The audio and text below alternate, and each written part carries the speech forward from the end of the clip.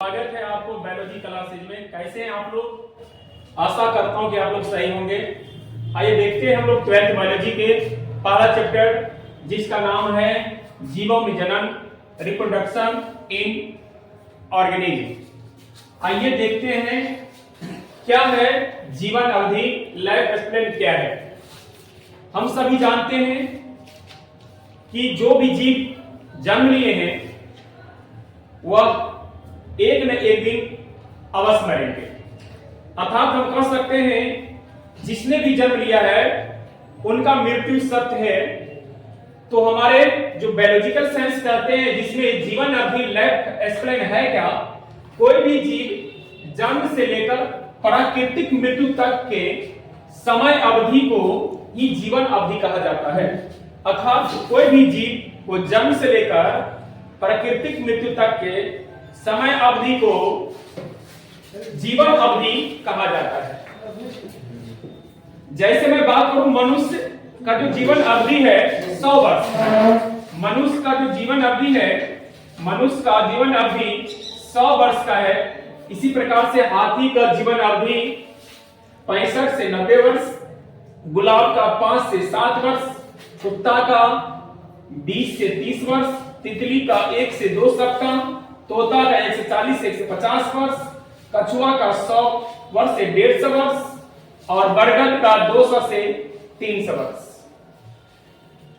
यहां पे जीवन अवधि में एक बात ध्यान देने योग्य बात है कि अगर कोई भी जीव का अगर एक्सीडेंट हो गया या किसी भी कारणवश मृत्यु हो गया तो वह जीवन अवधि नहीं माना जाता है। जीवन अवधि तब माना जाएगा जब वह प्राकृतिक रूप से मरेंगे, तब ही उसको जीवन अवधि कहा जाता है। आइए हम लोग देखते हैं, ये चैप्टर का नाम है जनन। जनन में हम लोग पढ़ेंगे जनन क्या होता है। जनन कहीं चाहे प्रजनन कहीं, जनन या प्रजनन, रिप्रोडक्शन। रिप्रोडक्शन क्या होता है? जब कोई जीव अपने जैसे संतति को जन्म देते हैं तो उसे जनन कहते हैं। जब कोई जीव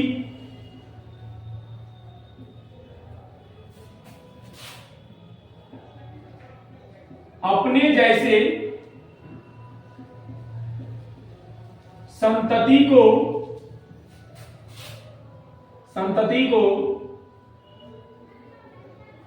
जन्म देते हैं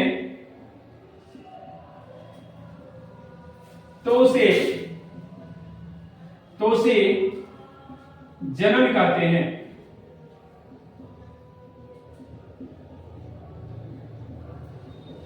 सभी जीव अपने ही जैसे संतति को जन्म दे सकते हैं। जैसे मनुष्य, अगर मैं बात करता हूं मनुष्य कई बच्चों को जन्म दे सकते हैं। अगर वह बकरी है तो अगर बकरी है तो बकरी जैसा बच्चा देंगे। तो जितने भी जीव है वो अपने जैसे संतति को उत्पन्न कर सकते हैं। ये जो जनन है, जनन 2 प्रकार के होते हैं। जनन 2 प्रकार के होते हैं। पहला का नाम है आपका अलैंगिक जनन, अलैंगिक जनन। दूसरा है लैंगिक जनन। लैंगिक जनन इसको असेक्सुअल कहते हैं, असेक्सुअल रिप्रोडक्शन।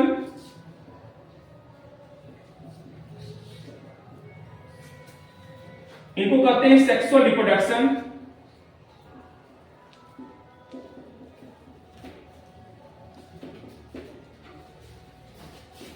समझते हैं अलैंगिक जनन क्या होता है। अलैंगिक जनन में जो जीव होता है